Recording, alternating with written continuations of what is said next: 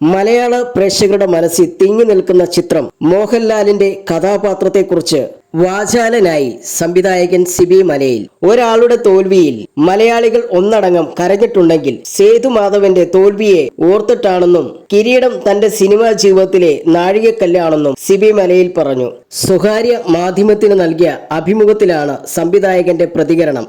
കിരീടം എന്ന ചിത്രം എന്റെ സിനിമാ ജീവിതത്തിൽ ഒരു നാഴികക്കല്ലായിരുന്നു. കിരീടം റിലീസ് ചെയ്യുന്ന ദിവസം ഞാൻ ദശരഥത്തിന്റെ ലൊക്കേഷനിലായിരുന്നു. അവിടെ വെച്ചാണ് കിരീടം ഹിറ്റാണെന്ന് അറിയുന്നത്. കിരീടത്തെ ആക്ഷൻ സിനിമ ആയിട്ടാണ് വിതരണക്കാർ കണ്ടത്. അതിനു വേണ്ടി ചില മാറ്റങ്ങൾ വരുത്താൻ അവർ പറയുകയും ചെയ്തിരുന്നു. എന്നാൽ എന്റെ നായകൻ തോൽക്കുകയാണെന്ന് തിരക്കഥാകൃത്ത് ലോഹിദാസ് ഉറപ്പിച്ചു പറയുകയായിരുന്നു. സിനിമയുടെ ക്ലൈമാക്സിൽ കത്തിയെടുത്തുകൊണ്ട് അലറി വിളിക്കുന്ന നായകനെയായിരുന്നു വിതരണക്കാർക്ക് വേണ്ടിയിരുന്നത്.